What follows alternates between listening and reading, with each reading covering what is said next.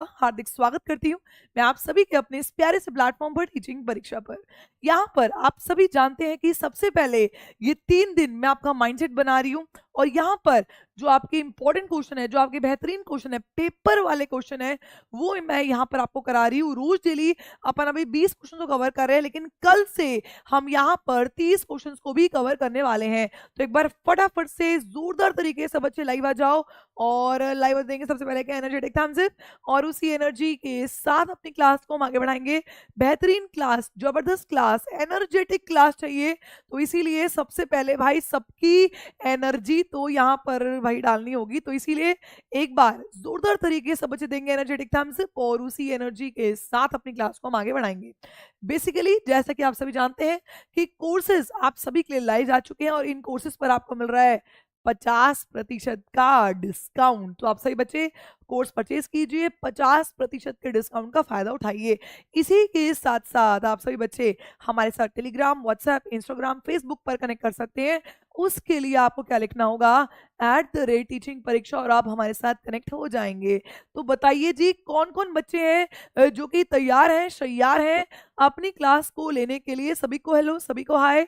श्वेता, शगुफ्ता, अदिति, अंजलि, चंदा, रुबीना, प्रियंका, समीक्षा, नॉलेज, धीरज कुमार, त्रिशी। और मैंने आपको कहा था कि आप सब बच्चे मुझे कमेंट करके बताइएगा कि अब आप कल से क्या पढ़ना चाहते हैं। क्या आप एमसीक्यूज करना चाहते हैं, क्या आप पूरा का पूरा सिलेबस यानी कि सीडीपी यानी कि journal psychology pedagogy, subject pedagogy, sorry, चाहे वो एसएसटी हो, साइंस हो, मैथ्स हो, यहाँ पर पढ़ना चाहते हो? मुझे कमेंट करके बता दो। तो भाई कमेंट आएंगे तभी तो मजा आएगा। हाँ जी, बिल्कुल जी। सभी को गुड मॉर्निंग, सभी को गुड इवनिंग। भाई गुड मॉर्निंग कौन है भाई ये?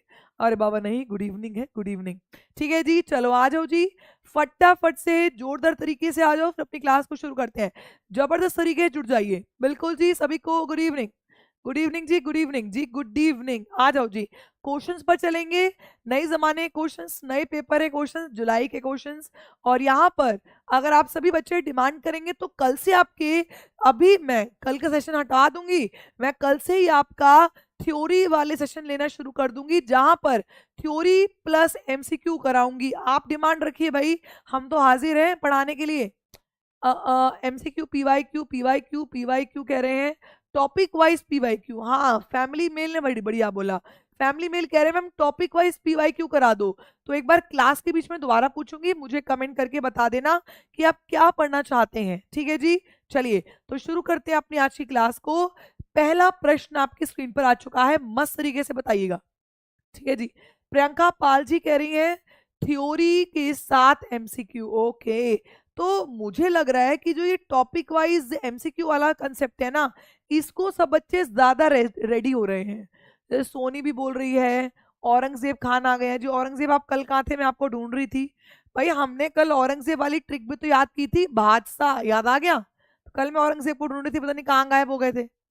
चलो जी, शुरू करते हैं अपनी आज की क्लास को। फर्स्ट क्वेश्चन, पहला प्रश्न आपकी स्क्रीन पर आ चुका है जी। फटाफट जुड़ जाओ, फटाफट, बाद में रिवाइज भी करेंगे हमने क्या क्या बात की है। चलिए, पहला प्रश्न, कक्षा 5वीं के बच्चों को तैरने और डूबने की अवधारणा को पढ़ाने के लिए संरचनावाद यानी कि जब भी कंस्ट्रक्टिविज्म आता है, आपने क्या दिमाग में लाना होता है? लर्निंग बाय डूइंग, यानी कि बच्चों को करके सिखाने की बात है यहाँ पर। में दृढ़ विश्वास रखने वाले शिक्षकों द्वारा कौन सा शैक्षणिक दृष्टिकोण अपनाया जाएगा? ये वो टीचर है जो क्लास 5th के बच्चों को कंस्ट्रक्टिविस्ट अप्रोच यूज करके तैरने की अवधारणा सिखा रहा है। तो वो क्या से, कौन से तरीके से बच्चों को सिखाएगा? आशु कुमार जी कह रहे हैं मैम थ्योरी कराओ। तो अभी पोल करा लेंगे लास्ट में कि थ्योरी करना चाहते हैं या फिर टॉपिक वाइज एमसीक्यू। जो जिस पोल का ज्यादा रिजल्ट आएगा ना, हम वही कर लेंगे। ठीक है, बीच में 10 क्वेश्चन होने के बाद मैं पोल कराऊंगी एक बार। ओके, चलो। तो भाई कंस्ट्रक्टिविस्ट अप्रोच रख रहा है। ओके, तो इसको यहाँ पर हम चौथा दे देंगे। ठीक है, फोर्थ है दिखाना, मैं यहाँ पर लिख देती हूँ, मार्गदर्शित अन्वेषण। ठीक है, चलो तो बताओ क्या करोगे भाई? लेक्चर ना हमेशा टीचर सेंटर्ड मेथड में आता है, क्योंकि टीचर ही अपनी चलाती है ना लेक्चर में, तो ये तो नहीं होगा। सिर्फ वीडियो दिखाने से, पावर पॉइंट प्रेजेंटेशन, देखो यहाँ पर भी बच्चा नहीं कर रहा, टीचर दिखा रही है शो वीडियोस, मतलब टीचर वीडियो दिखा रही है ना। और लेकिन यहाँ पर देखेंगे तो गाइडेड डिस्कवरी है। गाइडेड डिस्कवरी में क्या होता है कि जो बच्चा है ना, आप उसको सहारा दे रहे हो कि भाई बेटा ऐसा कर ले, फिर तू ऐसा कर ले, फिर तू ऐसे तैर ले, फिर तू ऐसे कर ले, आप गाइड कर रहे हो और वो खुद सब चीजें कर रहा है। सबसे बढ़िया, सबसे जबरदस्त तरीका है ये गाइडेड डिस्कवरी। मार्गदर्शित अन्वेषण है, मार्गदर्शित खोज करना। तो भाई ये बिल्कुल सही है। अच्छा, अब इस बात पर एक आंसर दो भाई, डिस्कवरी मेथड की खोज किसने करी है? ये भी तो क्वेश्चन बन जाते हैं, ये वो एजर्शन में पूछ लेता है भाई। डिस्कवरी मेथड की खोज किसने की है? सब बच्चे आंसर देंगे भाई, फटाफट से एनर्जेटिक वे में आंसर दीजिए। Everyone here should answer, everyone. Guided discovery में जो डिस्कवरी मेथड है उसकी खोज किसने की है भाई? वेरी गुड भाई, आबाद मंसूरी जी ने बिल्कुल सही कहा है। ये हमारे Jerome Bruner, Jerome Bruner, Jerome सिंड्रोन ब्रूनर, जेएस ब्रूनर के द्वारा डिस्कवरी मेथड दिया गया है। यही टेक्निक है। जो बच्चे आंसर दे रहे हैं ना बढ़िया बढ़िया और गलत भी दे रहे हैं, वो भाई सीख के जा रहे हैं, सीख कर ही जाना आपका काम है भाई। ब्रूनर स्पेलिंग भाई पढ़ लो, ठीक है, याद रखना। Discovery method given by whom? जेस सिंड्रोम ब्रूनर, जेरोम सिंड्रोम ब्रूनर, जेएस ब्रूनर। चलो आगे बढ़ो, बाद में फिर पूछूंगी। प्रश्न नंबर 2, निम्नलिखित में से कौन सी सार्थक सीखने की एक प्रभावी स्मृति तकनीक नहीं है? जब आप सीखना चाहते हैं तो उसमें आप अलग अलग तरीके अपनाते हैं ताकि वो चीज आपकी स्मृति में स्टोर हो जाए। फॉर एग्जाम्पल, कल मैं पढ़ा रही थी आपको कि ये जो बाबर से लेकर ये औरंगजेब तक जो इनका शासनकाल रहा था, उसकी एक ट्रिक कल हमने क्लास में बनाई थी। वो क्या थी? भाजसा।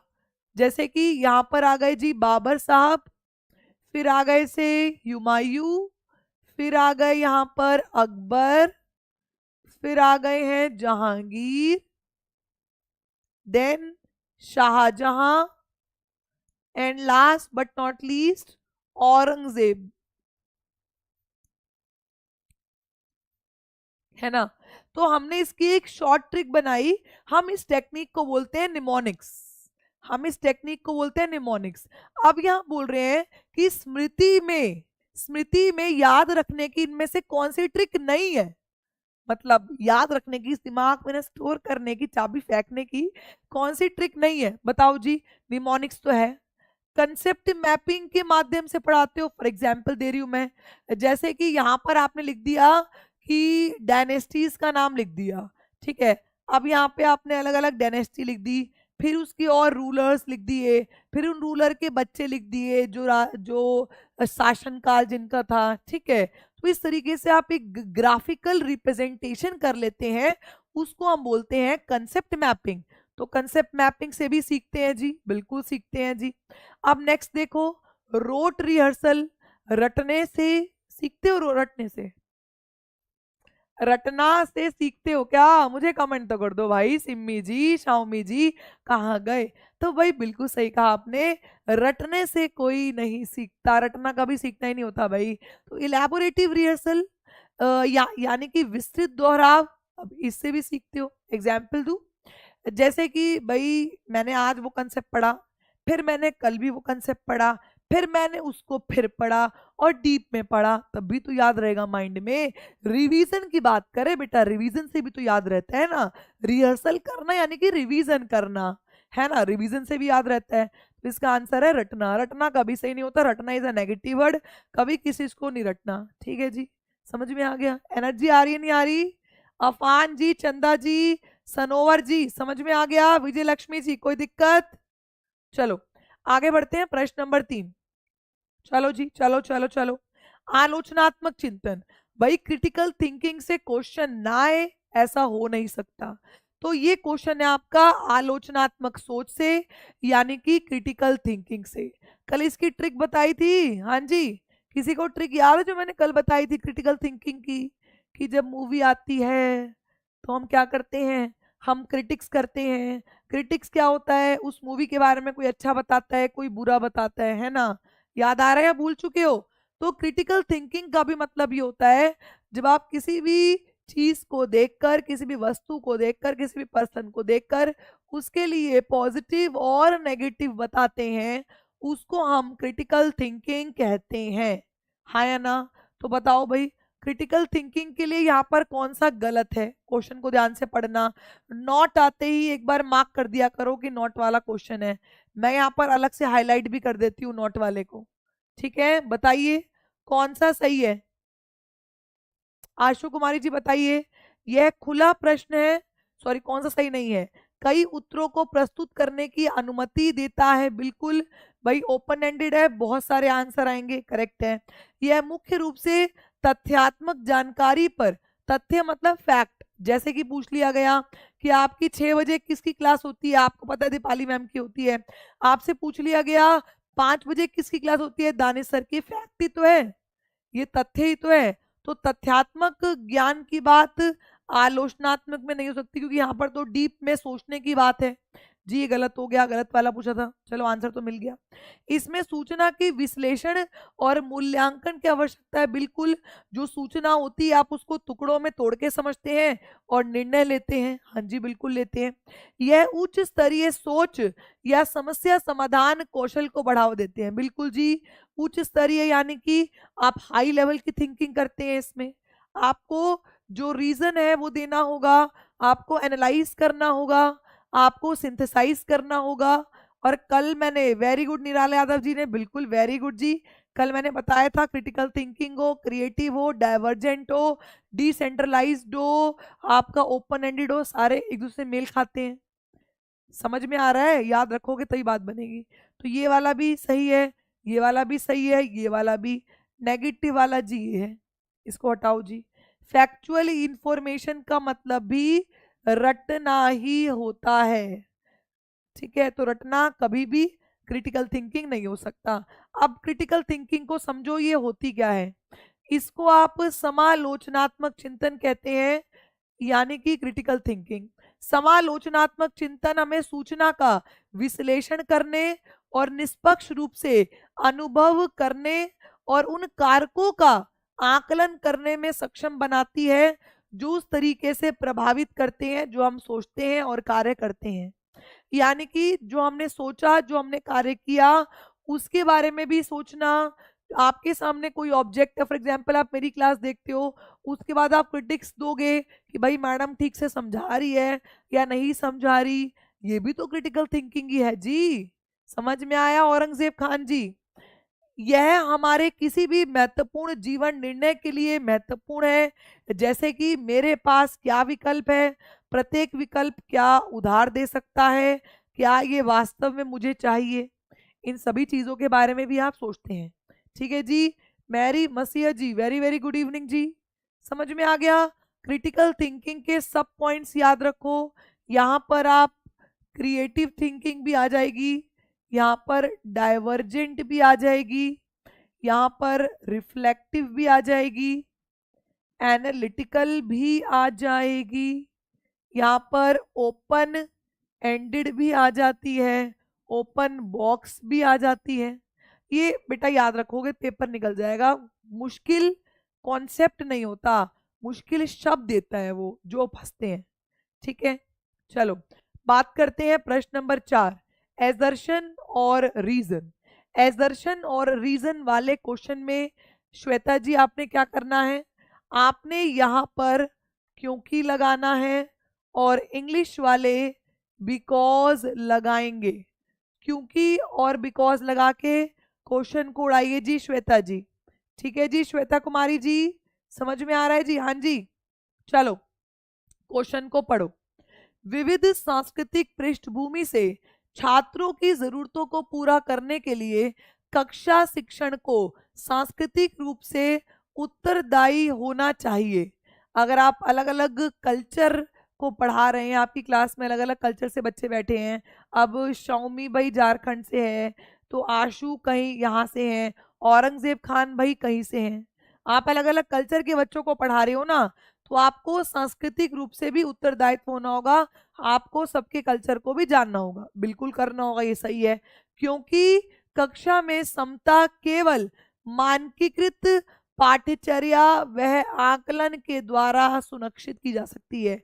एक बार मुझे कमेंट करके बताओ कि मानकीकृत कभी भी सही हुआ है? मानकीकृत का मतलब होता है जब आप ने जो मानक स्टार्टिंग में बना लिए ना, आप उन्हीं मानकों को फॉलो करते हो, आप अपने दिमाग का इस्तेमाल नहीं करते ना, आप सिर्फ रिजिड माइंडसेट को फॉलो करते हो, उसको आप कहते हैं मानकीकृत। तो क्या कभी भी रिजिड होना सही है? कमेंट करके बोलिए मुझे, क्या कभी भी रिजिड होना सही है? नहीं है। तो ये बेटा गलत हो गया, स्टैंडर्डाइज्ड वर्ड ही नेगेटिव वर्ड है, ये गलत हो गया। लेकिन ए तो सही था, R is true, A is true and R is false, ये रहा आंसर। तीसरा आंसर इसका बिल्कुल सही है, सबको समझ में आ रहा है? हाँ, स्टैंडाइज जो है वो गलत होता है, निराला, वेरी गुड। चलिए चलिए चलिए चलिए, शाबाश। प्रश्न नंबर 5, जागृति से क्वेश्चन है ये, कॉग्निटिव डेवलपमेंट से है। अब जब कॉग्निटिव डेवलपमेंट की बात आ जाती है तो हमारे दिमाग में कौन आते हैं? हमारे दिमाग में आ जाते हैं जीन पियाजे भाई साहब। कौन आते हैं? जीन पियाजे भाई साहब आ जाते हैं। तो एक बार मुझे कमेंट करके बताइए कि कॉग्निटिव डेवलपमेंट यानी कि संज्ञानात्मक विकास के लिए कौन सा सही है? जागृति को पता चल गया है कि उसका कुत्ता रस्सी एक मोल्टन रिट्रीवर है, उसको कुत्ते की जाति पता लग गई है। जब वह एक और कुत्ते को देखती है तो रस्टी जैसा दिखता है लेकिन एक अलग नस्ल का है, तो वह उसे भी कुत्ता ही समझती है। यहाँ पर जो जागृति है उसने अपनी स्कीमा में परिवर्तन नहीं किया, जैसा उसका कुत्ता था, अब यहाँ पर कुत्ता तो नहीं बन पाएगा, जैसा उसका कुत्ता था वैसा ही वो दूसरे कुत्ते को भी समझ रही है, दोनों को सेम टू सेम समझ रही है। उसका कुत्ता है गोल्डन रिट्रीवर, तो वो जो दूसरा कुत्ता उसको बाहर दिखा उसको वो भी गोल्डन रिट्रीवर ही लग रहा है। तो उसने क्या किया है यहाँ पर? अरे भाई बी वालों सुन लो, गलत बोल रहे हो। ऑब्जेक्ट परमानेंसी कहाँ से आ गई भाई? ये तो प्रोसेस की बात कर रहे हैं, ध्यान से क्वेश्चन को पढ़िए। धर्मेंद्र जी, चंदा जी, आदिति जी, क्वेश्चन को पढ़िए। यहाँ पर उसने अपनी स्कीमा में, उसने अपनी मानसिक संरचना में बदलाव नहीं किया है, स्कीमा सेम है। यहाँ पर जो कुत्ता था उसको भी गोल्डन रिट्रीवर समझ लिया, यहाँ पर जो कुत्ता था उसको भी गोल्डन रिट्रीवर समझ लिया, तो उसने तो अपनी स्कीमा में कुछ ऐड ऑन नहीं किया, उसकी स्कीमा तो बिल्कुल सेम है। फटाफट से बताओ क्या होगा सही आंसर? फटाफट देखो, जीन प्याजे ने कुछ टर्म्स दिए हैं जैसे कि स्कीमा, जैसे कि एसिमिलेशन, 3 मिनट बताती हूँ, अभी जब पूरा कंसेप्ट पढ़ाऊंगी तो पूरा बता देंगे। एकोमोडेशन, स्कीमा को आप कहते हैं मानसिक संरचना, क्या कहते हैं? मानसिक संरचना। एसिमिलेशन को आप कहते हैं आत्मसातीकरण, सुनना मेरी बात को ध्यान से। और एकोमोडेशन को आप बोलते हैं समायोजन। मेरे कंसेप्ट को समझो। देखो भाई, स्कीमा क्या होती है? ये एक डब्बा है, इस डब्बे में किसी भी चीज को डाल दिया, एक खाली डब्बा जो है ना वो स्कीमा है, आपकी मानसिक संरचना। जैसा उसको दिमाग भरोगे वो वैसा ही काम करने लगेगा। स्कीमा क्या है? खाली डब्बा है, जैसा इसको भरोगे वैसा ही वो काम करने लगेगा। ये क्या? एक मानसिक संरचना है। क्या है? ये एक मानसिक संरचना है। समझ में आ गया जी? हाँ और हाँ जी में आंसर दो, करेक्ट है। अब एसिमिलेशन ये एक प्रक्रिया है, ये एक प्रोसेस है जिसमें आपके अंदर जो भी आपकी स्कीमा है ना, जो भी आपका दिमाग में डला पड़ा है ना, आप उसी को ही इस्तेमाल करते रहोगे, आप उस स्कीमा को नहीं बदलते हो। जैसे कि अगर आपको किसी ने कह दिया ना कि ये कुत्ता है, ठीक है, तो आप इसको कुत्ता ही मानोगे। किसी ने कह दिया बिल्ली है, तो आप इसको बिल्ली ही मानोगे, अपना दिमाग नहीं लगाते। ठीक है, उसको आप कहते हैं एसिमिलेशन। ठीक है, अब एकोमोडेशन क्या होता है जी? एकोमोडेशन मतलब होता है जब आप अपनी स्कीमा में परिवर्तन कर लेते हैं। अब अगर वो बच्ची कहती कि ये गोल्डन रिट्रीवर है, लेकिन वो जो है वो दूसरा है, जैसे हस्की ले लो आप, शिट्जू ले लो, वो दूसरा है, तो हम कहते हैं कि भाई वो लड़की एकोमोडेट कर चुकी है, वो अपने स्कीमा में परिवर्तन कर चुकी है। लेकिन इस बच्ची ने अपने स्कीमा में परिवर्तन नहीं किया, तो इसीलिए इसको क्या बोलेंगे? एसिमिलेशन। जब भी बेटा प्रोसेस पूछेगा तो एसिमिलेशन, एकोमोडेशन और ऑर्गेनाइजेशन की बात करेंगे। समझ में आ गया? फटाफट से बताइए दानिश, नदीम जी, जयाश जी, बेटा पेड़ वाले भी आ गए, बहुत बढ़िया। ठीक है, ईगोसेंट्रिक, जब बच्चा दूसरी स्टेज में होता है ना, प्री ऑपरेशनल में, तो बच्चा ईगोसेंट्रिक होता है। उसको ये लगता है यहाँ पे कि जो मैं कह रहा हूँ, जो मैं कर रहा हूँ वही सही है। वो आधी रात को बोलेगा पापा चॉकलेट लेके आओ, अब उसको ये तो पता नहीं भाई पापा परेशान होंगे, उसको चाहिए तो चाहिए। ठीक है, और ऑब्जेक्ट परमानेंसी का मतलब होता है, वस्तु स्थायित्व का मतलब होता है जब बच्चे ने एक चीज, जैसे फॉर एग्जांपल छोटा बच्चा होता है, अब जैसे कि बार बार मैंने उसको दिया, ये मुंह में डाल रहा है, बच्चा मुंह में डाल रहा है, अब इन्फेक्शन तो होता है, देखो सारे लोग हाथ लगाते हैं आके, तो आपने क्या किया? आपने उसको छुपा लिया। ठीक है, 9 महीने तक आप छुपाओगे, बच्चे को याद नहीं रहता, लेकिन 10वें महीने में जो बच्चा होता है वो कहता है मम्मी आप बोल रहे हो चिड़िया लेगी, आपके तो हाथ में है वो। तो वो ऑब्जेक्ट, वो ये जानने लगता है कि ऑब्जेक्ट जो है वो परमानेंट होता है, आप उसको कहीं छोड़ के नहीं आ सकते, वो जाता नहीं, वो वही रहता है। ठीक है, उसको बोलते हैं ऑब्जेक्ट परमानेंस। और लॉ ऑफ कंजर्वेशन में होता है कि जब किसी बड़ी चीज को आप टुकड़ों में तोड़ते हो ना, उसकी मात्रा प्रभावित नहीं होती।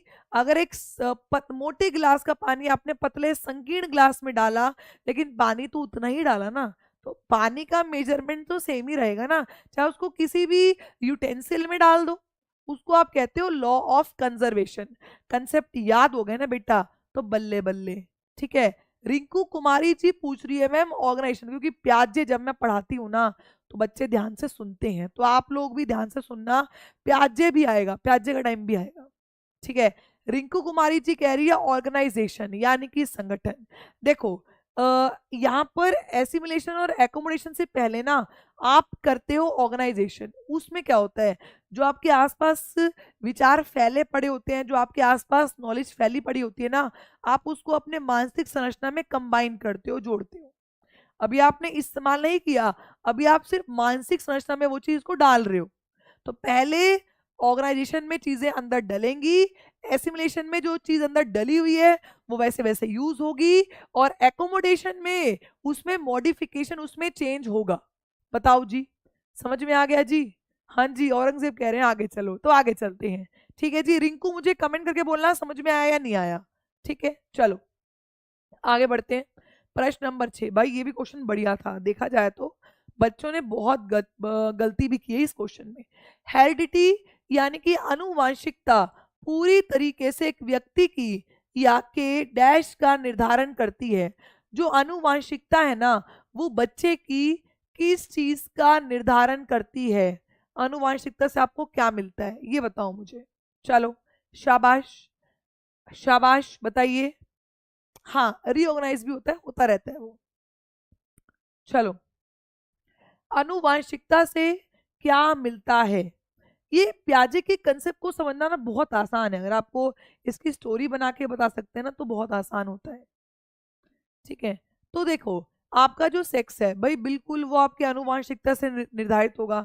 भाई अगर बोलते नहीं, अगर एक्स एक्स क्रोमोसोम आ गए, भाई मदर फादर के ही आते हैं बेसिकली, तो भाई कहते हैं कि गर्ल पैदा हुई। और अगर एक्स वाई क्रोमोसोम्स आ गए तो बोलते हैं कि बॉय पैदा हो गया। तो भाई सेक्स जो होता है ना आपका, सेक्स क्या होता है भाई? मेल और फीमेल होना, आपका लड़का और लड़की होना। अब यहाँ पर ट्रांस भी होने लगे हैं, ठीक है, जैसे मिक्सचर जो होते हैं वो भी होने लगे हैं। तो ये आपके हेरिडिटी पर डिपेंड करता है। आपका जेंडर याद रखो, मैंने हमेशा ये बात बोली, अगर आपको याद हो, वेरी गुड त्रिशी जी। जो जेंडर होता है ना, वो समाज द्वारा निर्धारित होता है। वो क्या होता है? सोशियो कंस्ट्रक्ट होता है। वो आपका सामाजिक निर्माण होता है। उसका क्या होता है? सामाजिक निर्माण होता है ये। तो ये तो नहीं होगा। ठीक है, चलो सेकंड गलत हुआ। देखो अब ध्यान सुनना, सेकंड गलत हो गया ना, तो ये भी गलत हो गया। ठीक है, अब बाकी पढ़ लो भाई। शैक्षिक सफलता आपके वातावरण पर भी निर्भर करती है, और सीखने की शैली भाई जिस वातावरण में है आप वैसी आपकी शैली बनती है। तो ये बेटा थर्ड, सेकंड, थर्ड, फोर्थ गलत है। आपका आंसर सिर्फ फर्स्ट आएगा। आपका आंसर सिर्फ फर्स्ट आएगा। सेक्स जो है यहाँ पर वही सिर्फ बायोलॉजिकल है, वही सिर्फ हेरिडिटी है। बाकी सब आपका क्या है? सोशल है, एनवायरमेंटल है, यानी कि वातावरणीय कारक है। समझ में आ गया? इजी किजी विजी। हाँ जी, आगे बढ़िए। प्रश्न नंबर 7वां, वही तरीका है पढ़ने का, सीखने का। यहाँ पर लगाइए क्योंकि, और यहाँ पर लगाइए बिकॉज, और फिर क्वेश्चन को उड़ा दीजिए। क्योंकि और बिकॉज लगाएंगे और क्वेश्चन को उड़ाएंगे। चलिए पढ़िए क्वेश्चन बेटा, शाबाश। शिक्षकों को कक्षा में प्रश्न पूछने पर ध्यान देना चाहिए और निर्देश देने के बजाय उन्हें प्रश्न पूछने के लिए प्रोत्साहित करना चाहिए। बिल्कुल भाई, बच्चों को प्रश्न पूछने के लिए आप प्रोत्साहित करिए, ये अच्छी बात है। अगर बच्चा, अगर फॉर एग्जांपल अभी रिंकू ने क्वेश्चन पूछा कि मैम ऑर्गेनाइजेशन किसे कहते हैं, तो ये अच्छी बात है क्योंकि वो बच्चा पढ़ रहा है। जो पढ़ता है वही तो ध्यान से सुनता है और वही तो क्वेश्चन पूछता है, राइट? तो अगर बच्चा प्रश्न पूछ रहा है तो वो अच्छी बात है। ठीक है, ये सही था।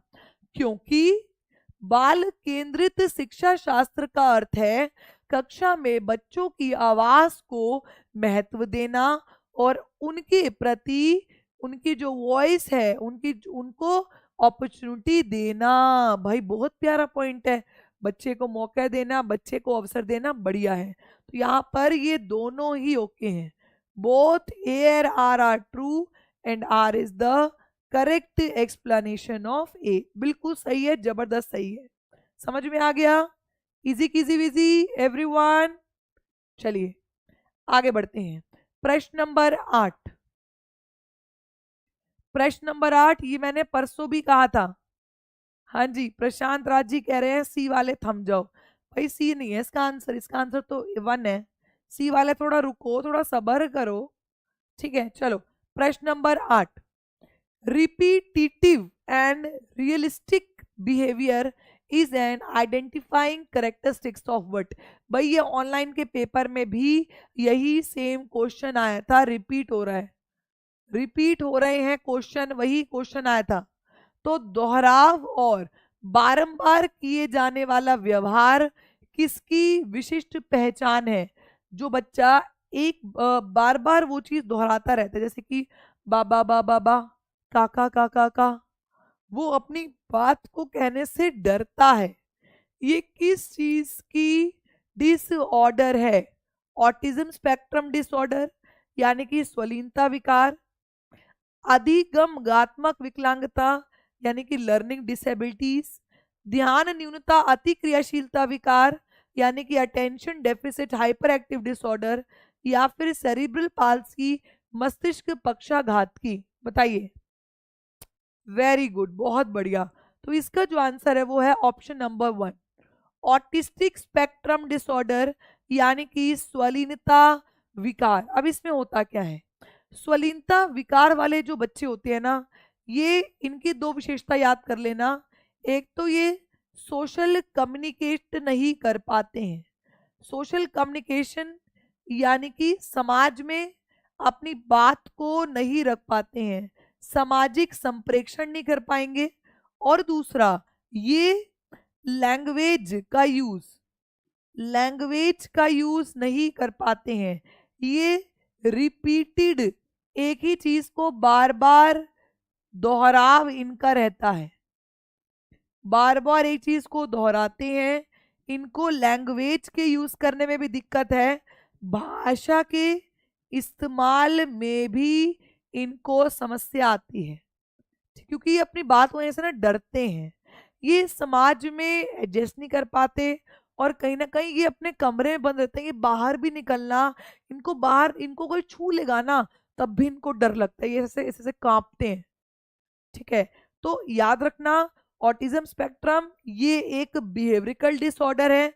बेसिकली जो न्यूरोलॉजिकल डिसऑर्डर होता है, ये सामाजिक संपर्क नहीं कर पाएगा, ये लैंग्वेज का यूज नहीं कर पाएगा, ये एक ही बात को बार बार, जैसे बाबा बाबा का जा जा, है ना, डर रहा है ना, डरता बहुत है। तो ऐसे बच्चे को थोड़ा प्यार से हैंडल करना पड़ता है, हाथ पकड़ लीजिए उसका, थोड़ा उसको सहलाइए, अगर वो एक ही बात को उसे बार बार दोहराइए। ठीक है, ऐसा कुछ करिए ऐसे बच्चे के साथ। लर्निंग डिसेबिलिटी जैसे कि dyslexic, dysgraphia, dyscalculia and ADHD. ADHD देखो 99% प्राइमरी का, वैसे लोअर क्लास का जो बच्चा होता है ना, वो इस बीमारी से ग्रसित है। एडीएचडी यानी कि ध्यान न्यूनता अति क्रियाशीलता विकार। अब ये बच्चा वो होता है जो एक जगह अपनी सीट पर टिक कर नहीं बैठता, कभी आगे वाले की सीट पे जाएगा, कभी पीछे वाले की सीट पे, कभी कहीं कभी कहीं। ये कभी भी, ये बच्चा वो होता है जो कभी भी टिक के नहीं बैठता, और मैक्सिमम प्राइमरी के बच्चे इसी डिसऑर्डर से ग्रसित पाएंगे, एडीएचडी। ठीक है जी। और एडीएचडी के बच्चों को पढ़ाने का सूत्र होता है, वो क्या होता है? यहाँ पर पहले तो हम इस बच्चे को बोलेंगे स्टॉप, भाई रुको, फिर हम बोलेंगे लिसन, सुनो, फिर हम बोलेंगे एक्शन, चलो अब इस काम को करो। तो स्टॉप, लिसन और एक्शन इस बच्चे को पढ़ाने का, सिखाने का सूत्र ही होता है। रुको, सुनो और अब करो। क्या बोला मैंने? रुको, सुनो और अब करो, ये इस बच्चे को पढ़ाने का, सिखाने का सूत्र होता है। ठीक है जी, क्लियर हो गया? फटाफट समझ में आ गया? चलो। और सेरिब्रल पाल्सी वाले वो होते हैं, ये वो बच्चे होंगे जो ऐसे इस तरीके से ऐसे करके होते हैं, चलने में दिक्कत है। बेसिकली जो वो जो सेरिब्रम होता है ना, सेरिबेलम, सेरिब्रम, सेरिबेलम और मेड्यूला ऑब्लिगेंडा, इनमें वर्किंग में दिक्कत होती है, तभी ये ना ठीक से चल पाते, ना काम कर पाते, ऐसे ऐसे ऐसे करके ना झुके से रहते हैं, सेरिब्रल पाल्सी। और इनको भी 2016 की जो आरपीडब्ल्यूडी एक्ट है ना, उसके अंदर इनको भी छूट छूट देने की बात है। ठीक है, चलो बात करते हैं प्रश्न नंबर 9। अच्छा, उसका आंसर पहला ही था। ठीक है, क्लियर हो गया? कोई दिक्कत है? हाँ बिल्कुल। चंद्रा जी देखो, ब्रेन की दिक्कत है ना, ब्रेन ये तीनों ही पार्ट से बनता है। ठीक है, सेरिब्रम, सेरिबेलम और मेड्यूला ऑब्लिगेंडा। ठीक है, चलो प्रश्न नंबर 9। हर चीज को बारीकी से सीख के जाओ बेटा, यहाँ पर आए हो तो पढ़ के जाओ। चलिए, शिक्षार्थी अधिगम प्रक्रिया में व्यस्त और सक्रिय रूप से शामिल महसूस करते हैं जब, बताइए बच्चे जो हैं वो कब एंगेज्ड और एक्टिवली इन्वॉल्व होंगे आपके पढ़ाने में? बताओ। ये भी क्वेश्चन बहुत हद से ज्यादा रिपीटेड क्वेश्चन है। मैं बता रही हूँ, इस बार पेपर तो बढ़िया आया था, लेकिन हाँ बस लेंथ ही दे दिया, तो बच्चे बेचारे पेपर पूरा नहीं कर पाए, लेकिन पेपर इतना टफ नहीं था, बिल्कुल प्यार से पेपर आप निकल जाते। सीडीपी में 2 से 3 क्वेश्चन थे जो अटपटे आए थे, बाकी सब ओके था। चलो पढ़ो भाई।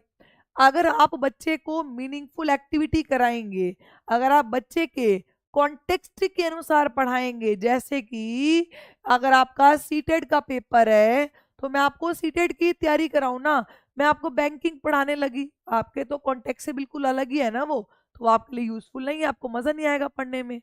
तो हमेशा जब भी बच्चे को पढ़ाओ, संदर्भीय पढ़ाओ। बेटा ये जो कॉन्टेक्स्ट लिखा है ना, ये पॉजिटिव वर्ड है और बहुत इंपॉर्टेंट वर्ड है। ये कॉन्टेक्स्ट को तो बिल्कुल दिमाग में बिठा लो, कॉन्टेक्चुअल ही पढ़ाना है बच्चों को, बस दिमाग में बिठा लो।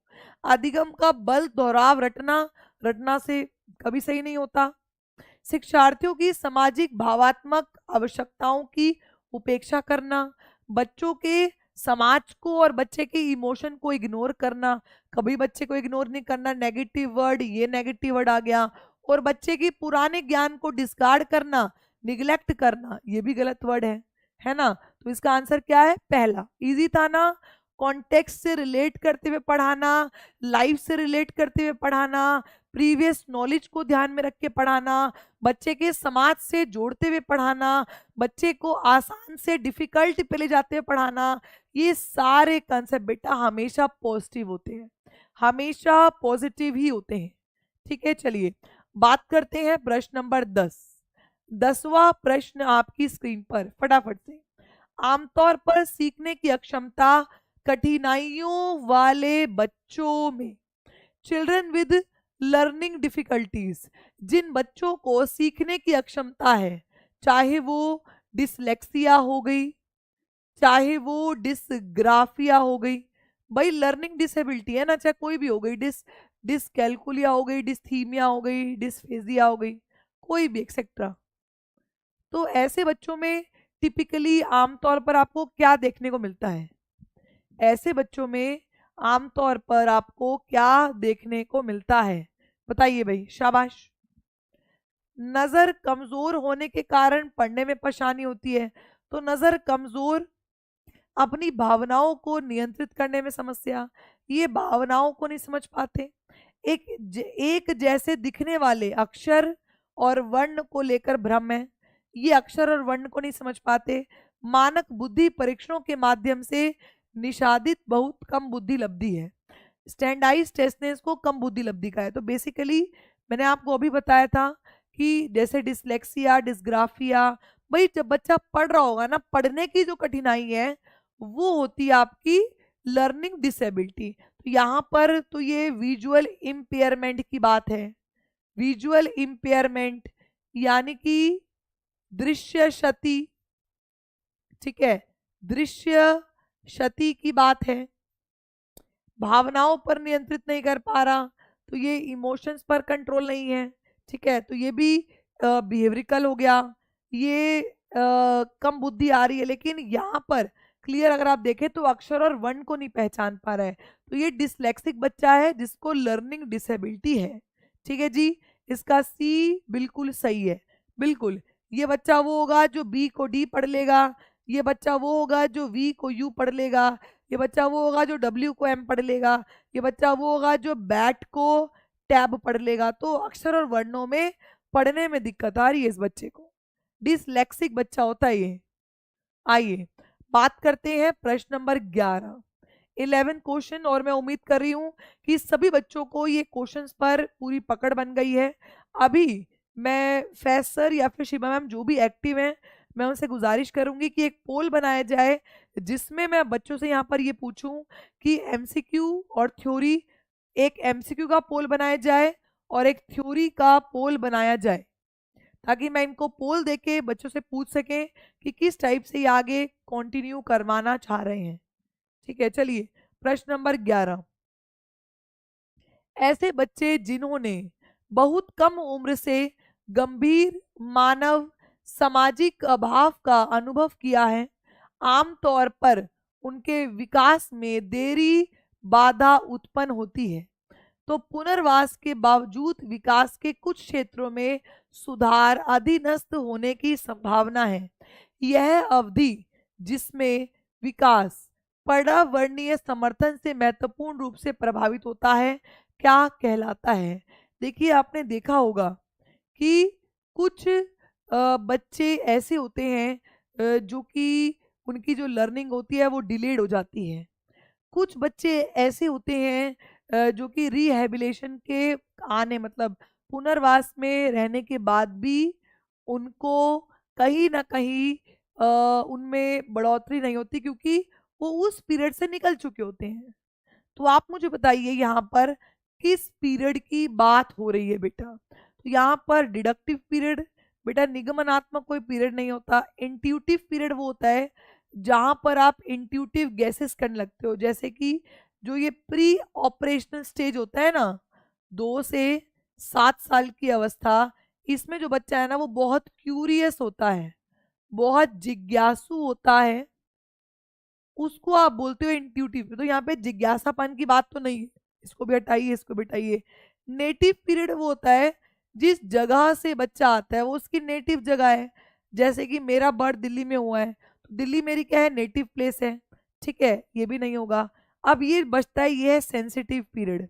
सेंसिटिव यानी कि संवेदनशील अवधि। ये वो अवधि होती है जो कि जिस काल के लिए इंपॉर्टेंट होती है। अब इस संवेदनशील अवधि को अगर आपको समझना हो तो एक शब्द समझ सकते हैं, इंपॉर्टेंट पीरियड। इंपॉर्टेंट पीरियड आप इसको कहते हैं उस अवस्था के लिए, इसको आप महत्वपूर्ण अवधि कहते हैं। क्या कहते हैं? महत्वपूर्ण अवधि आप इसको कहते हैं। समझ में आ गया है? फटाफट से कमेंट करके बताइए। Everyone, everything is clear? जल्दी से कमेंट करके बोलो मुझे। तो सेंसिटिव को याद रखने का तरीका क्या है? इसको आप क्या बोलेंगे? इंपॉर्टेंट पीरियड यानी कि महत्वपूर्ण अवधि। बस ये याद रख लो। चलिए अब हम बढ़ते हैं आगे। 12th क्वेश्चन, 12वां प्रश्न, 12th क्वेश्चन आपकी स्क्रीन पर। चलिए जी, बहुत बढ़िया। विभिन्न जेंडर के व्यवहार के बारे में पूर्व कल्पित सामान्यीकरण क्या कहते हैं? जब आप अलग अलग जेंडर के बारे में जो आपने पूर्व अवधारणाएं बना रखी है ना, आप उस अवधारणा को समझते हैं। जैसे कोई भी जेंडर की बात आ गई, जैसे कि भाई कुछ कुछ जगह पे ये है ना कि लड़कियों को बाहर नहीं निकालना, लड़कियां ही खाना बनाएंगी, लड़के नहीं बना सकते, लड़कियां ही बर्तन मांजेंगी, लड़के नहीं बना सकते। तो ये एक पूर्व अवधारणाएं बना रखे जिसको हम कहते हैं प्रीजेडाइसिस। क्या बोलते हैं जिसको हम? प्रीजेडाइसिस। तो जो पूर्व अवधारणाएं बनाते हैं उसे आप किस चीज को प्रोत्साहन देते हैं? बताइए, फटाफट से कमेंट कीजिए।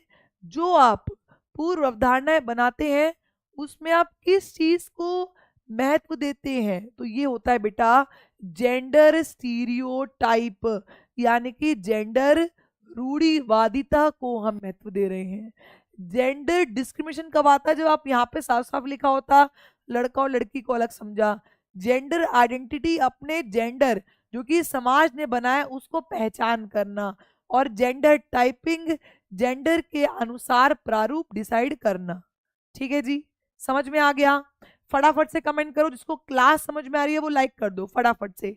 अब हम बढ़ेंगे अगले क्वेश्चन पर। ये रहा आपका अगला क्वेश्चन 13। एक बार पढ़ डालो बेटा, एक बार पढ़ डालो, शाबाश।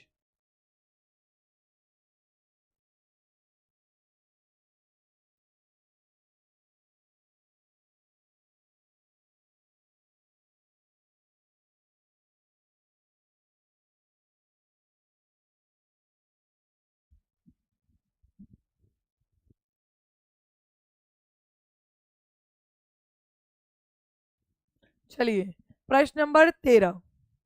एक समावेशी कक्षा में, एक इंक्लूसिव एजुकेशन में क्या होता है? इंक्लूसिव मतलब सबकी शिक्षा सबके साथ। इंक्लूसिव एजुकेशन यानी कि सबकी शिक्षा सबके साथ। तो बताइए मुझे, इंक्लूसिव एजुकेशन के अंदर क्या होता है? बताइए भाई। 4 ऑप्शन आपके पास हैं। इंक्लूसिव एजुकेशन में क्या होता है? विशेष बच्चे हमेशा पाठ्यचर्या पर काम करते हैं। सिर्फ विशेष बच्चे, स्पेशल एजुकेशन, स्पेशल, बाकी कहाँ गए? ठीक है, नेक्स्ट। सभी बच्चों की कक्षा की गतिविधियों तक पहुंच है और वे कक्षा की क्रिया में शामिल हैं। विशेष बच्चों को जरूरतमंद और आश्रित के रूप में देखा जाता है। सभी बच्चे समान पाठ्यचर्या का पालन करते हैं और सभी शिक्षार्थियों के लिए समान शिक्षा शास्त्र अपनाया जाता है। क्या हर एक बच्चे के लिए एक ही करिकुलम बनेगा? समान तो भाई गलत है, क्योंकि हमें तो हर चीज को फ्लेक्सिबल रखना है, हर चीज को डिफरेंट रखना है। तो ये तो गलत हो गया। स्पेशल चिल्ड्रन और नीडी पर ही आप पढ़ाओगे? क्यों भाई, सब बच्चे को पढ़ाओ, सब स्पेशल को थोड़ी पढ़ाते हैं। और यहाँ पर कि बच्चा अपना करिकुलम खुद बनाएगा तो टीचर क्या भाई ऊन सिलने गई है? नहीं, टीचर बनाएंगे करिकुलम। तो यहाँ पर ये वाला पॉइंट बिल्कुल सही है बेटा, सेकंड, कि सभी बच्चों की कक्षा की गतिविधियों तक पहुंच है और वे कक्षा की क्रियाओं में शामिल है। हर एक बच्चे को जो एक्टिविटीज है उस पर पहुंच है। हर एक बच्चा कोई भी एक्टिविटी कर सकता है और आपने हर एक बच्चे के अंदर जो भी इंडिविजुअल डिफरेंस है उसके अनुसार उसको पढ़ाना है। ठीक है जी, चलिए बात करते हैं चांदनी जी, क्वेश्चन नंबर 14। आलोचनात्मक सोच वाले प्रश्न पूछने का प्राथमिक उद्देश्य क्या है? आप जो क्रिटिकल थिंकिंग क्वेश्चन पूछती हैं, क्रिटिकल का मतलब याद रखना क्रिटिक से बना, प्लस और माइनस, अभी तो शुरुआत है, आगे आगे चलते रहिए, कंसेप्ट और भी क्लियर होते जाएंगे। और मैंने क्लास के अंदर ही अभी डिसाइड कर लिया है कि आपको टॉपिक वाइज एमसीक्यूज आपको कराए जाएंगे, जहां पर उनकी थ्योरीज भी साथ साथ आपको बता दी जाएगी। ठीक है, तो अब ये डिसाइड हो गया है, क्योंकि मेरी बात आई थिंक कोई सुन नहीं रहा टीचिंग परीक्षा का, तो अभी मैं पोल बाद में ही करवाऊंगी, क्योंकि नोबडी इज एक्टिव नाउ, तो इसीलिए हम पोल बाद में करवा लेंगे। लेकिन अभी मैंने डिसाइड कर लिया है कि टॉपिक वाइज एमसीक्यूज आपके चलने वाले हैं कल से। ठीक है, तो क्रिटिकल थिंकिंग के लिए कौन सा सही है बताइए? क्रिटिकल थिंकिंग, फटाफट से कमेंट कीजिए। छात्रों को प्रक्रियात्मक ज्ञान विकसित करने में सक्षम बनाना, छात्रों के ज्ञान और समझ कौशल का आकलन करने के लिए, उच्च स्तरीय सोच और समस्या समाधान के कौशल को बढ़ाने के लिए, या फिर छात्र को जानकारी याद करना। तो याद करना कभी क्रिटिकल थिंकिंग नहीं होगा, आपको सिर्फ नॉलेज देना और उसको समझने क्रिटिकल थिंकिंग नहीं होता, आपको प्रक्रियात्मक ज्ञान देना ये भी नहीं होता।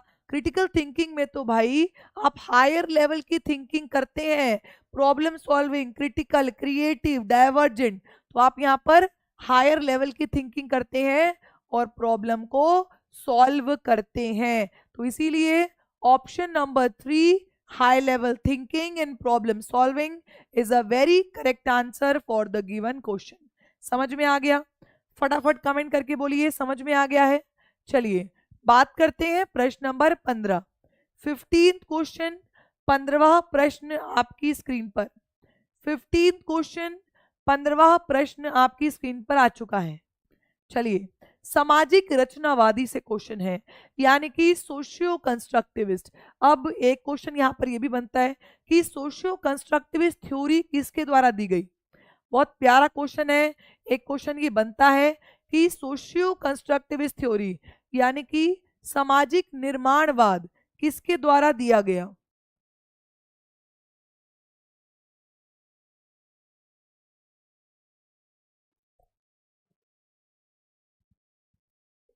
बताइए।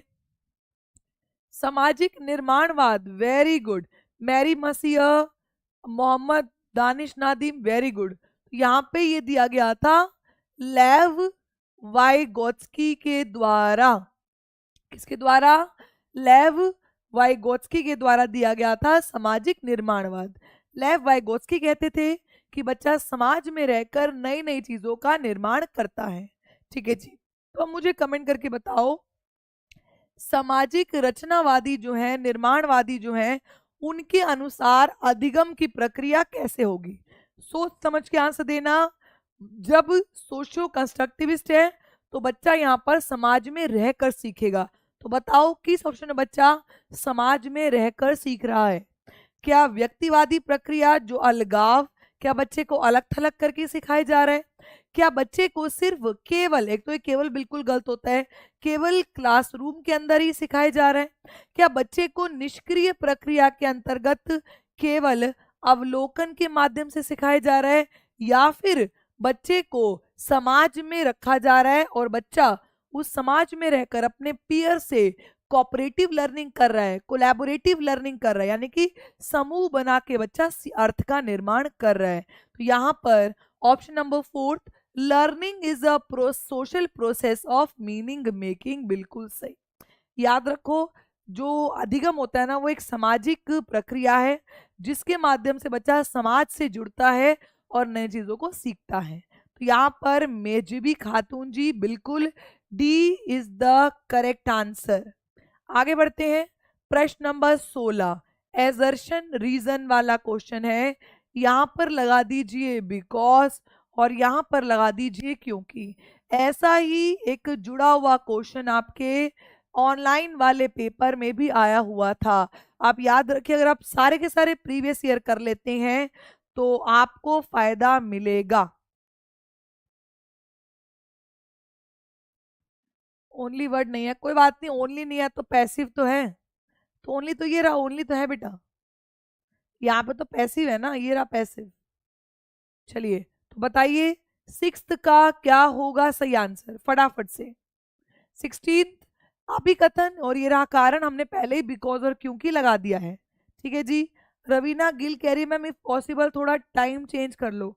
क्या टाइम की प्रॉब्लम और भी किसी को है?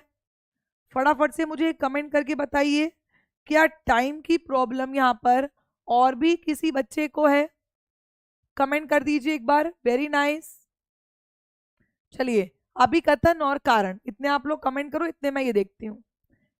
तो जबकि कुछ बच्चे 12 महीने की उम्र में बड़बड़ाना और 2 शब्दों का वाक्य बोलना शुरू कर देते हैं, और 20 महीने की उम्र तक ऐसा, कुछ बच्चे 20 महीने की उम्र में भी ऐसा नहीं करते। ऐसा होता है ना, कोई कोई जल्दी बोलना शुरू करता है, कोई कोई देर में बोलना शुरू करता है, क्योंकि ये सब कुछ आपका डेवलपमेंटल चेंजेस है जो हो रहा होता है। इसमें कोई दिक्कत नहीं है अगर कुछ कोई बच्चा जल्दी बोल दे, कोई बच्चा बाद में बोल दे, इसमें कोई दिक्कत नहीं है, क्योंकि हर एक बच्चे में व्यक्तिगत विभिन्नता है। हर एक बच्चे की सीखने की गति यानी कि रेट अलग है, तो विकास का रेट भी अलग है, तो इसमें कोई बात नहीं है। ठीक है। चलिए तो ये बिल्कुल सही था। अब इसका रीजन क्या दिया है? Development milestone are only suggestive and development of individual children can be quite varied.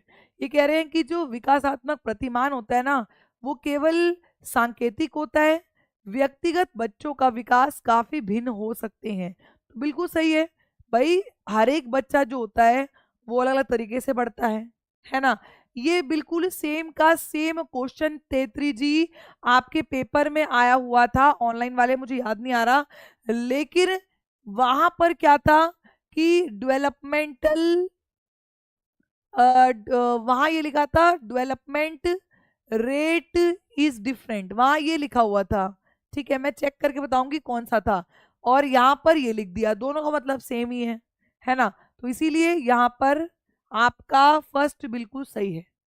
आइए आगे बढ़ते हैं, प्रश्न नंबर 17।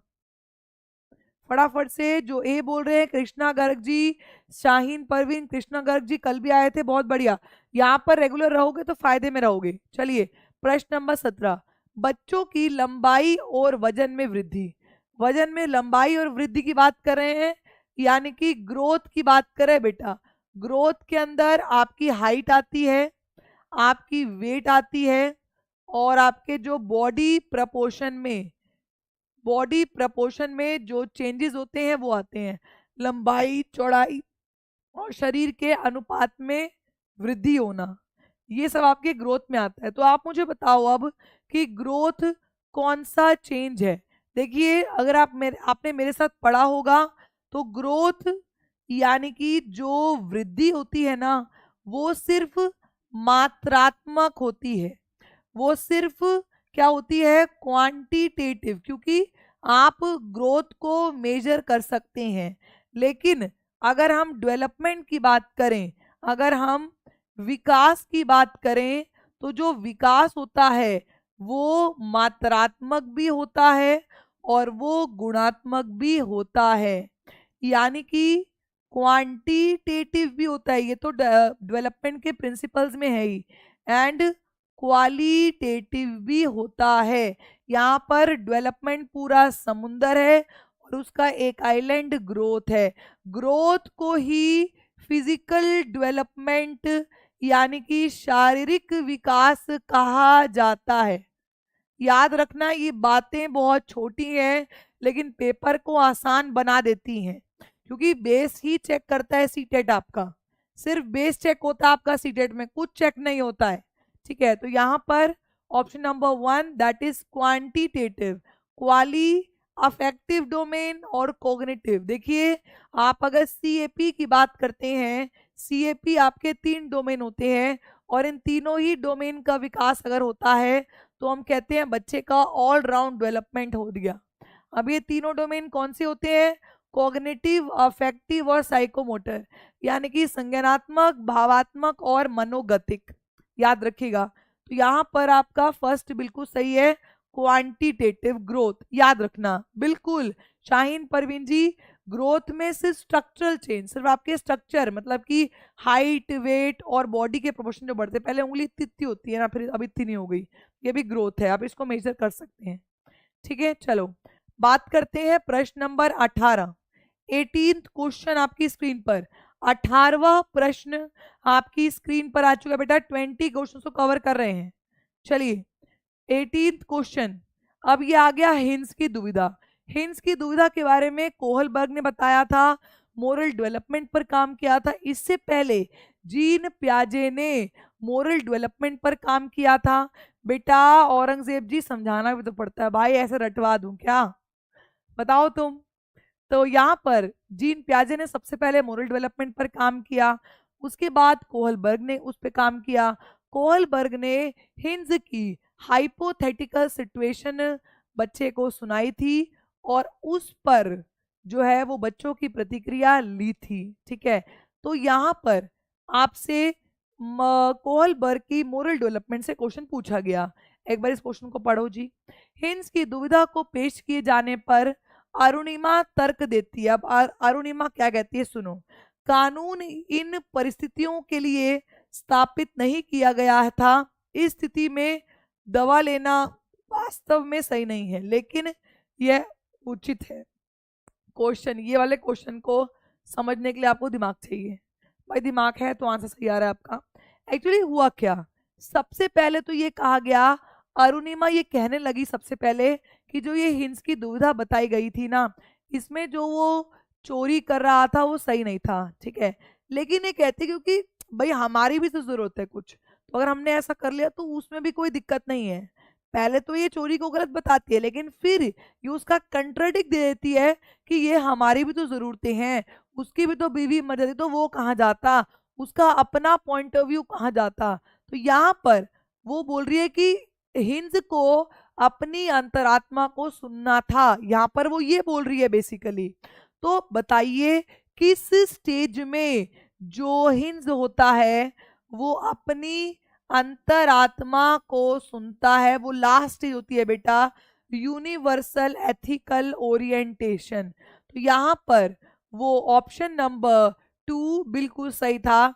नैतिकता का विरोधाभास, व्यक्तिगत आधार पर नैतिकता, ये लास्ट स्टेज की बात है बेटा। अपनी कंसाइंस की सुनता है, अपनी अंतरात्मा की सुनता है, ये वो स्टेज है। कोहलबर्ग को समझना इतना आसान नहीं है। अगर आप कोहलबर्ग की थ्योरी पढ़ना चाहते हैं तो आप हमारे साथ पेड क्लास में जुड़े, मस्त तरीके से कोहलबर्ग की थ्योरी आपको पढ़ाई जा रही है। ठीक है जी, चलिए बिल्कुल। अर्जा त्यागी जी यहाँ पर ये है, वो पहले तो ये कह रही थी कि उसको चोरी नहीं करनी थी, भाई लॉ है पुलिस सही है, फिर वो कहती लेकिन ये भी तो सही नहीं है, ये भी तो सही नहीं है का मतलब क्या है कि उसको चोरी करनी चाहिए, क्योंकि वो उसकी अंतरात्मा की भी तो सुनेगा, वो अपनी बीवी को भी तो बचाएगा। तो इसीलिए ये अपनी सुनने की बात कह रही है वो, और अपनी सुनने की बात कहाँ होती है, वो होती है यूनिवर्सल एथिकल ओरिएंटेशन में, सार्वभौमिक नैतिक अभिविन्यास में इसकी बात होती है। ठीक है जी। जेटेट का सिलेबस सेम है क्या सीटेट? देखो सीटेट का सिलेबस अगर आपने पढ़ लिया ना तो आपका जेटेट क्लियर, बिकॉज सीटेट में ज्यादा है जेटेट में कम है, तो सिलेबस उसका भी कवर हो जाएगा। शाहीन परवीन जी, ठीक है जी। तो यहाँ पर ऑप्शन नंबर 3 सोशल कंसर्न की जब बात करते हैं तो ये नहीं है, ओरिएंटेशन पनिशमेंट की बात भी नहीं है, और इंस्ट्रूमेंटल पर्पस की बात भी नहीं है, इसमें सेकंड बिल्कुल सही है। आगे बढ़ते हैं प्रश्न नंबर 19। 19th क्वेश्चन आपकी स्क्रीन पर, 19th क्वेश्चन आपकी स्क्रीन पर आ चुका है बेटा जी, पढ़ लीजिए फटाफट से। बिल्कुल जी अर्पणा जी, आपको फायदा मिल जाएगा जेटेट में, डेफिनेटली फायदा मिल जाएगा आपको जेटेट के लिए भी।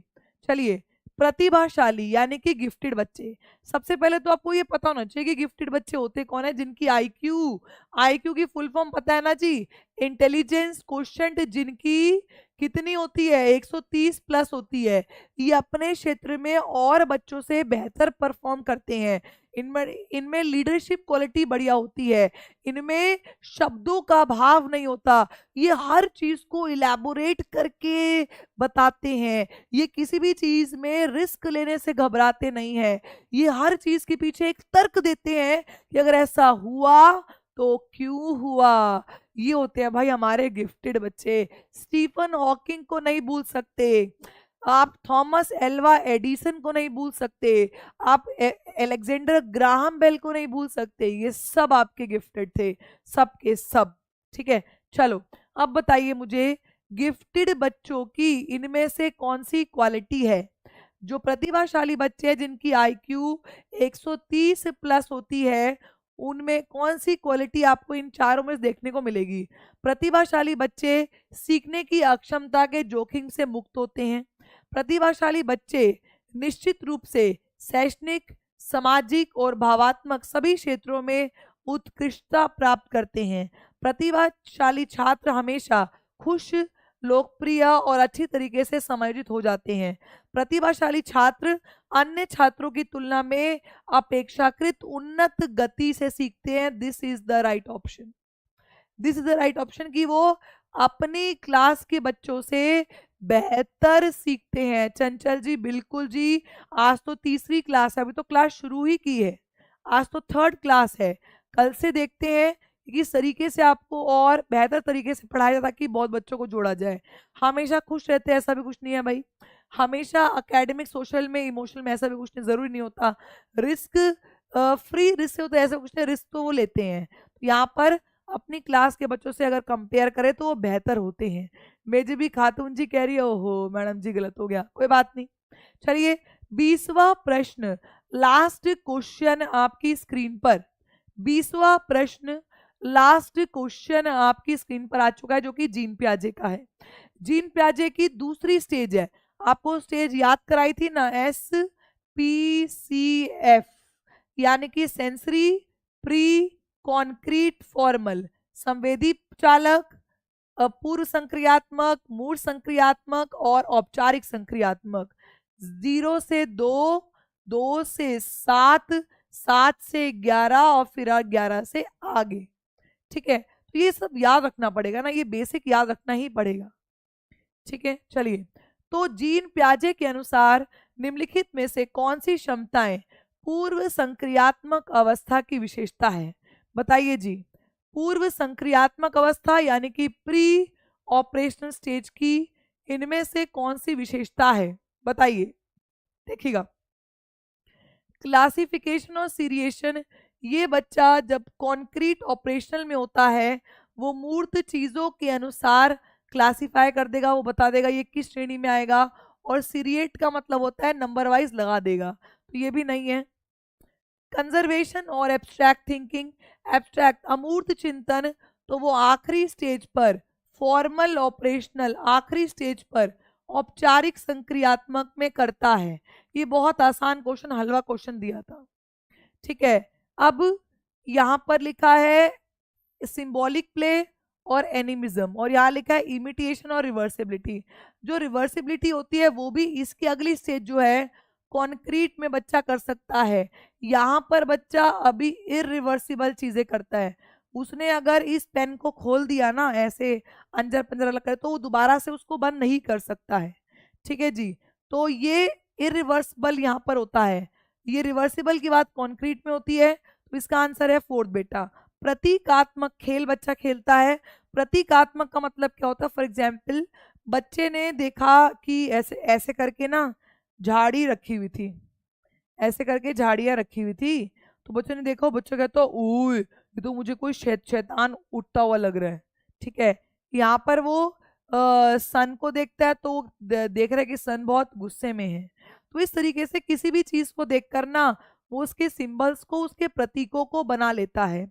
और यहाँ पर एनिमिज्म, वो एनिमिज्म का मतलब होता है वो नॉन लिविंग में लिविंग की क्वालिटीज को देख लेता है। जैसे कि वो ये कहता है कि देखो देखो मम्मा, सूरज आज बहुत खुश है। अब खुश का मतलब क्या है, धूप बहुत होगी, सूरज खिलखिला उठ रहा है। ठीक है, तो वो नॉन लिविंग के अंदर लिविंग की क्वालिटीज को देख लेता है, उसको हम कहते हैं एनिमिज्म यानी कि जीववाद।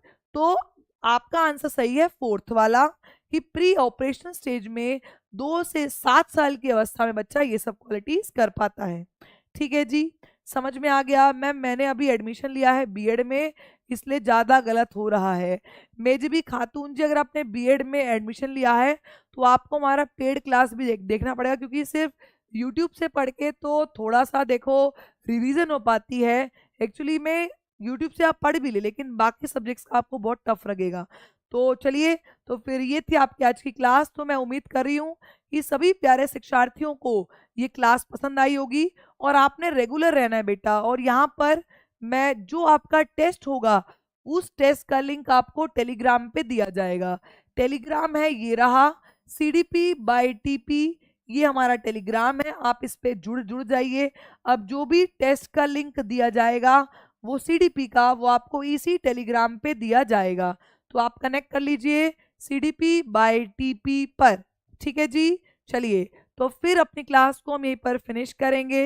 मैम टाइम चेंज कीजिए ना मैम प्लीज, नीरा सिंह जी।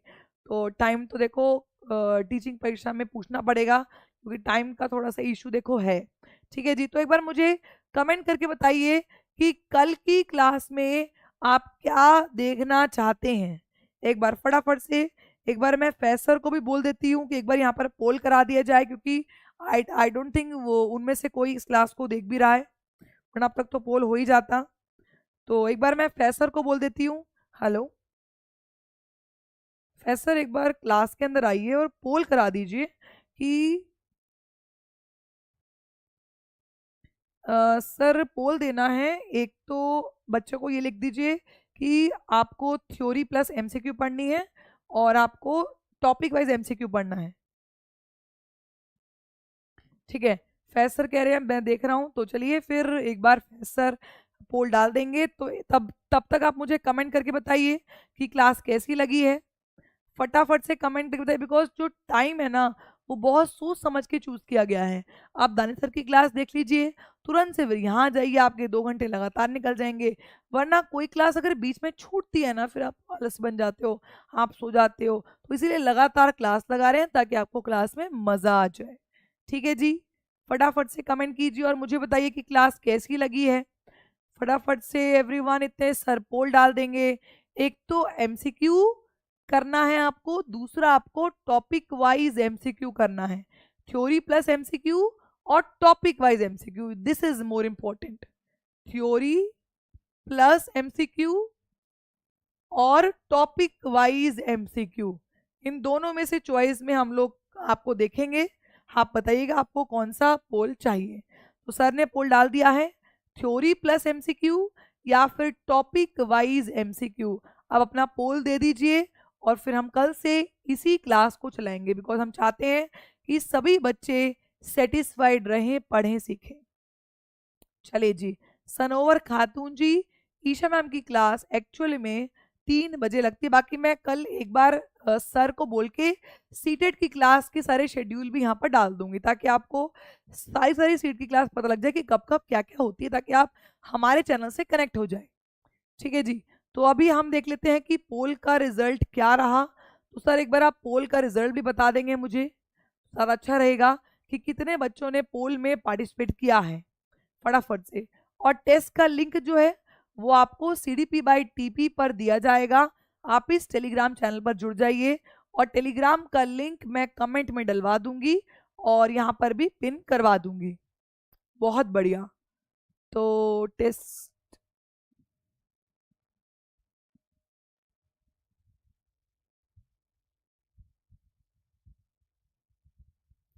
तो अभी भी देखिए पोल लगातार चल ही रहे हैं। तो अगर हम इस पोल के रिजल्ट की बात करें, तो मुझे लग रहा है ज्यादातर बच्चों ने जो पोल दिया है वो दिया है MCQ पर, है ना, राइट। चलिए, तो टेस्ट देने के लिए, टेस्ट के लिंक के लिए आप लोग कनेक्ट करेंगे यहाँ पर। थ्योरी प्लस MCQ को ज्यादा पोल गए हैं, वेरी गुड। तो फिर कल से हम लोग थ्योरी प्लस MCQ ही करना शुरू कर देते हैं। ठीक है। तो यहाँ पर CDP by TP Telegram channel है, सर इसका लिंक भी प्रोवाइड कर दीजिए। आपको कमेंट्स में भी इसका लिंक मिल जाएगा, टैप कर दीजिएगा, उसको फॉलो कर लीजिएगा, फिर आप रोज वहाँ लिंक पाएंगे। ठीक है। चलिए फिर अपनी क्लास को फिनिश करते हैं जी। बाय एवरीवन, खुश रहिए, आबाद रहिए, मुस्कुराते रहिए, और रोज डेली 6 बजे मुझे जरूर मिलिए। तब तक bye, thank you and take care, bye bye.